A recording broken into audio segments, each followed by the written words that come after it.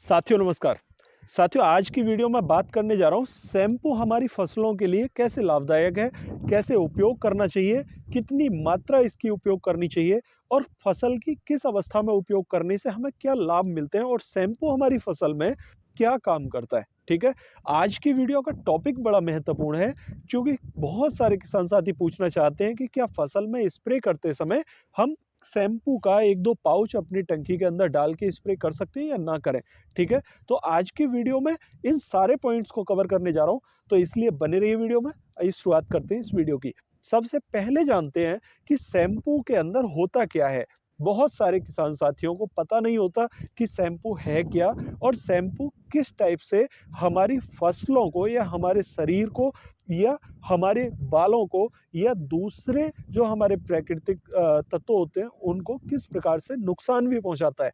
ठीक है, शैम्पू की जहाँ तक हम बात करें तो एक ऑर्गेनिक शैम्पू होता है जिसके अंदर रीठा, आंवला, सिकाकाई होता है और एक केमिकल बेस्ड शैम्पू होता है।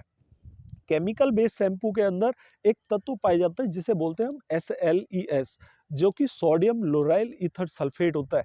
अगर सोडियम लोराइल ईथर सल्फेट को हम सीधे अपने बालों में या शैम्पू को किसी दूसरे तत्व पर यूज करते हैं, लोहे पर खासकर, तो वो जंग पकड़ जाता है। साथियों ये खासकर बहुत अहम नुकसानदायक तत्व भी है हमारे लिए, इसलिए मैं आपको आज इसके बारे में बताने जा रहा हूँ। ठीक है, चूँकि हम फसलों में इसका उपयोग करते हैं तो कितनी मात्रा उपयोग करनी चाहिए ये हमारे लिए जानना ज़रूरी है।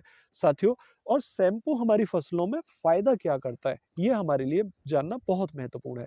सबसे पहले मैं आपको बता दूँ कि शैम्पू के अंदर जो सोडियम लोराइल ईथर सल्फेट होता है वो क्या काम करता है। तो जो झाग पैदा करने वाला तत्व है वो सोडियम लोराइल ईथर सल्फेट ही है। ठीक है, दूसरे अगर ऑर्गेनिक शैम्पू की मैं बात करूँ तो रीठा से हमारे जो शैम्पू होते हैं उनके अंदर झाग या फॉमिंग तैयार की जाती है। साथियों इसलिए ऑर्गेनिक शैम्पू हमारी फसलों के लिए या हमारे शरीर के लिए ज़्यादा फायदेमंद होता है। अब अगर हम केमिकल वाला शैम्पू कोई भी दुकान से लाके अपनी टंकी में डाल के फसलों में उपयोग करते हैं तो उसके क्या लाभ होते हैं या हमें क्यों करना चाहिए। तो देखिए, खासकर उन किसान भाइयों के लिए मैं बताने जा रहा हूँ जो कि अब ग्रीष्म ऋतु की फसलें करेंगे। ठीक है, मैं आपको बता दूं कि आप ऐसे समझिए इसको कि जैसे ये पौधा है। ठीक है, अब ग्रीष्म ऋतु में धूल भरी आंधियां चलती हैं। बहुत ज्यादा धूल भरी आंधी चलने के कारण आपने देखा होगा कि पत्तियों के ऊपर बहुत ज्यादा धूल जम जाती है। जैसे कि आपको मैं यहाँ पर दिखा दूं कि जैसे सपोज करो ये धूल है और धूल ने हमारे पौधे की पत्तियों को कवर कर लिया। ठीक है, अब यहाँ से यहाँ तक धूल ने इस पत्ती को हमारी को कवर कर लिया है। ठीक है, अब जब धूल पत्ती के ऊपर आ जाएगी तो धूल पत्ती को नुकसान पहुंचाने लग जाती है। कैसे? क्योंकि पत्ती के ऊपर जमी हुई धूल पौधे को प्रकाश संश्लेषण की क्रिया से भोजन नहीं बनाने देती।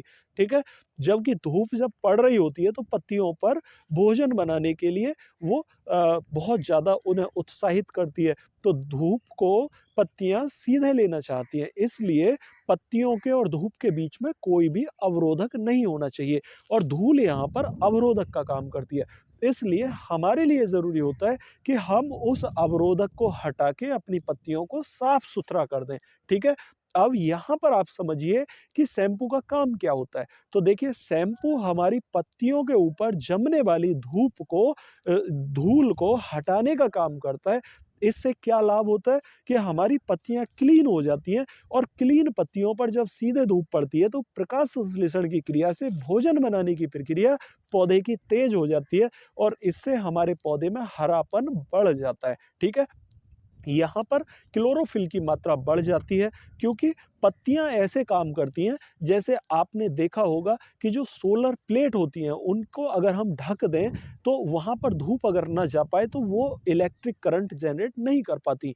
यहाँ पर क्या होता है कि अगर पत्तियों को हम ढक दें तो ये भोजन नहीं बना पाएंगी। इसलिए सबसे अहम जो पॉइंट होता है शैम्पू का वो ये होता है कि हम पत्तियों के ऊपर जमने वाली धूप को शैम्पू से वॉश कर देते हैं, धुल देते हैं। ठीक है, तो यहाँ पर साथियों आपको ऐसे समझना है कि आपको प्रति टंकी यानी कि 20 लीटर की टंकी है, उसके अंदर एक 6 एमएल का पाउच आप डाल दीजिए। उसको डालने के बाद अच्छे प्रकार से मिक्स कर दीजिए। मिक्स करके आप स्प्रे के माध्यम से फॉयलर स्प्रे आपको अच्छा करना है। पानी आपको ज़्यादा लेना है ताकि पौधे की पत्तियाँ अच्छे प्रकार से धुल जाएँ, ठीक है? यहाँ पर शैम्पू हमारी पत्तियों पर जब जाता है, तो वहाँ की जमी हुई डस्ट को वो उड़ेलने का काम करता है, उसे साफ करने का काम करता है, इसलिए शैम्पू हमारी फसलों के लिए ज़रूरी है, लाभदायक होता है, ठीक है? क्योंकि अगर हम फॉयलर स्प्रे के माध्यम से शैम्पू का यूज़ कर रहे हैं, तो वो पत्तियों को साफ करने का काम करेगा। अगर हम यहाँ पर फॉयलर स्प्रे का यूज़ नहीं करते, पानी के साथ में लगाने का हम सोचते हैं या यूरिया खाद के साथ में लगाने का सोचते हैं, तो साथियों हमें उसका कोई लाभ नहीं देखने को मिलेगा। इसलिए हमारे लिए ज़रूरी है कि हम उसका मात्र फॉयलर स्प्रे के रूप में यूज़ करें। प्रति टंकी आप 1 पाउच डाल के स्प्रे के माध्यम से यूज़ कर सकते हैं। कितना पानी हमें यूज़ करना है, हम 150 से 200 लीटर पानी प्रति एकड़ के हिसाब से चाहे हमारी कोई भी फसल है उसमें उपयोग कर सकते हैं और ग्रीष्म ऋतु में खासकर इसका उपयोग हमें ज़्यादा लाभ पहुँचाता है क्योंकि सर्द ऋतु में इतनी ज़्यादा धूल पत्तियों पर नहीं जमती जितनी कि ग्रीष्म ऋतु में जमती है। तो साथियों आशा करता हूँ आप मेरी बात समझ पाए होंगे, फिर भी अगर आपकी कोई क्वेरी हो तो कमेंट बॉक्स में ज़रूर पूछिएगा। अगर चैनल पर नए आए हैं तो चैनल को सब्सक्राइब ज़रूर करें। साथियों मिलते हैं फिर अगली वीडियो में, तब तक के लिए नमस्कार।